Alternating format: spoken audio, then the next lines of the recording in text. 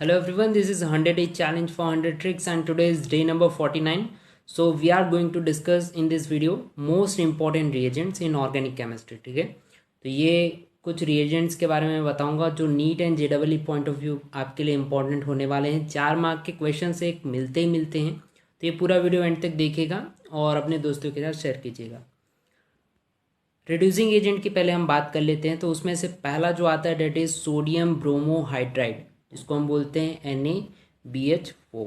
ठीक है, तो ये रिएजेंट्स के बारे में बहुत बार देखा होगा आपने, बहुत सारे रिएक्शंस में देखे होंगे। तो इसका काम क्या होता है? इसका काम क्या होता है? रिडक्शन कराना होता है। ठीक है, होता क्या है, अल्डिहाइड जो होता है एंड कीटोन।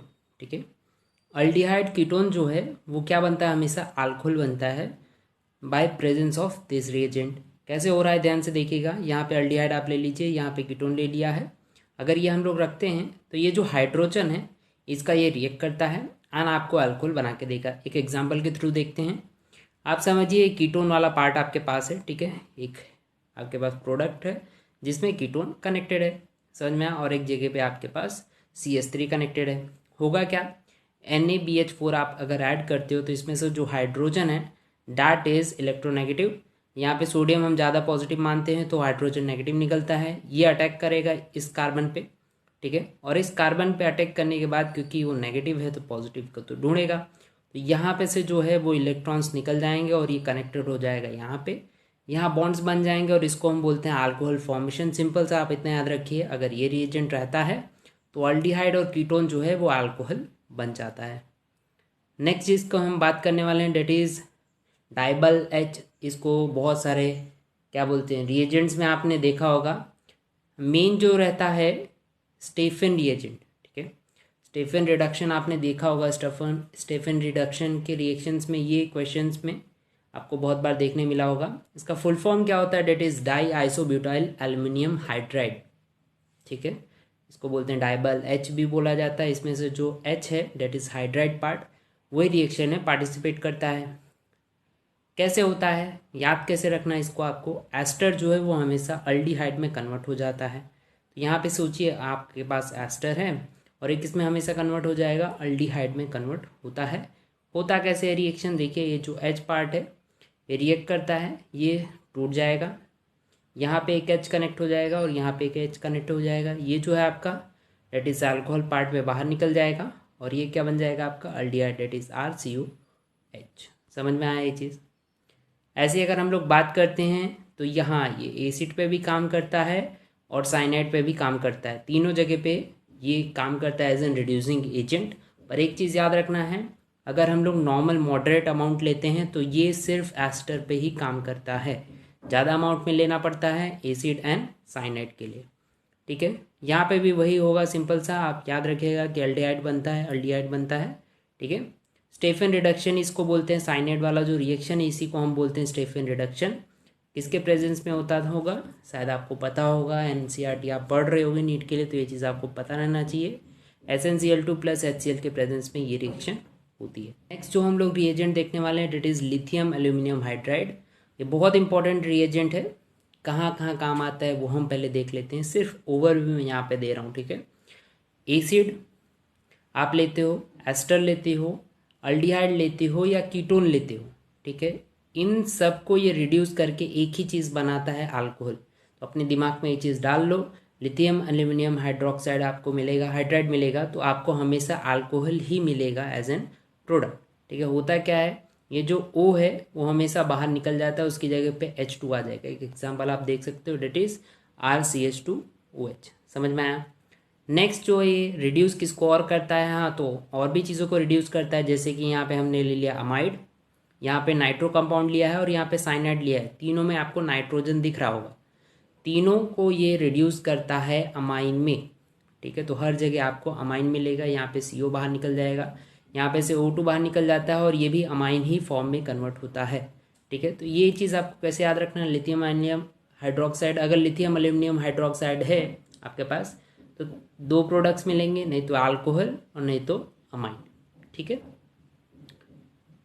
नेक्स्ट जो हम लोग बात करने वाले हैं that is mild oxidizing agent के ऊपर। अब माइल्ड मतलब शायद आपको पता होगा, ज़्यादा ये क्या बोलते हैं मॉडरेट अमाउंट में यूज़ नहीं किया जाता है इसको, बहुत इनका इफ़ेक्ट जो रहता है कम रहेगा। तो अगर मैं बात करता हूँ प्राइमरी एंड सेकेंडरी पे, तो ये अल्डिहाइड और कीटोन बनाते हैं, ठीक है। तो प्राइमरी और सेकेंडरी अगर आप अल्कोहल लेते हो, उसके अंदर माइल्ड ऑक्सीडाइजिंग एजेंट डालोगे तो क्या बनेगा आपका, अल्डिहाइड और कीटोन। बात आती है कि माइल्ड ऑक्सीडाइजिंग एजेंट्स होते क्या हैं, तो यहाँ पे 3 नाम मैंने लिखे हैं, ये तीनों माइल्ड ऑक्सीडाइजिंग एजेंट्स होते हैं। The first one is PCC, शायद इसका नाम पता होगा आपको अच्छे से, पायरिडिनियम क्लोरोक्रोमेट, ठीक है। नेक्स्ट इज CrO3 और उसके बाद है कॉपर विथ हीटिंग। तो ये 3 चीज़ों से अल्कोहल जो है प्राइमरी सेकेंडरी जो है वो अल्डिहाइड और कीटोन बनेगा।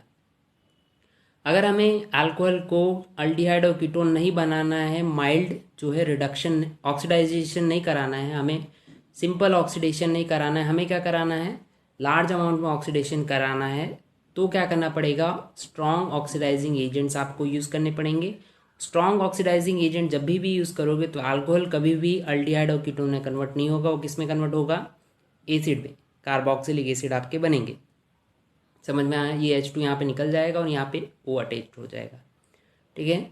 रिएजेंट्स कौन से हैं strong oxidizing agent, that is KMnO4 with acid, ये चीज़ आपको याद रखना है, CrO3 with acid and K2Cr2O7 potassium dichromate with presence of acid.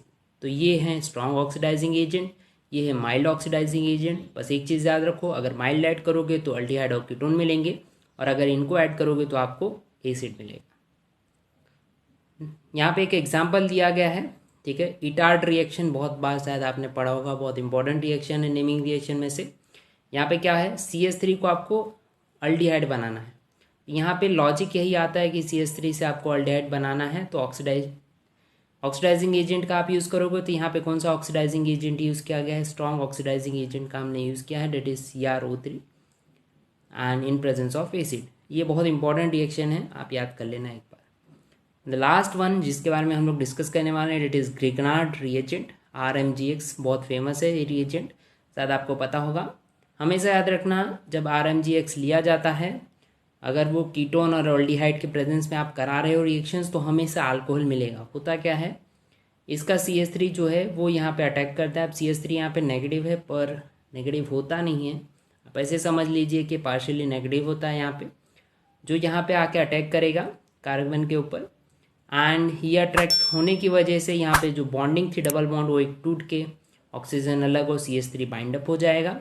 जब इसके अंदर आप वाटर ऐड करोगे तो आपको लास्ट जो प्रोडक्ट मिलेगा, यहाँ पे जो है H मिल जाएगा कनेक्टेड, जिसको हम बोलते हैं अल्कोहल। तो ये सिंपल से रिएजेंट्स थे जो हमने देखे हैं। एक ओवरव्यू ले लेते हैं क्या क्या इस वीडियो में हमने देखा है।